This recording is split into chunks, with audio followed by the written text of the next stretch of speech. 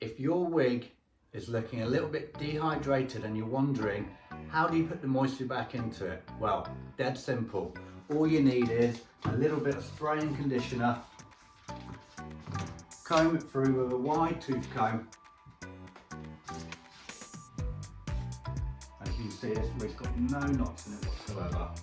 And then you just need a handheld steamer. And what this does, as you steam the hair cuticles actually open up, which means it can absorb all the leave-in conditioner, rehydrating the hair.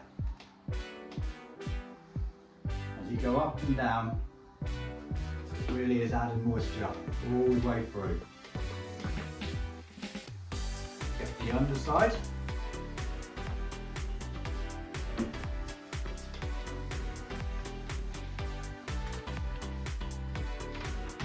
Give it one more comb through. Lovely.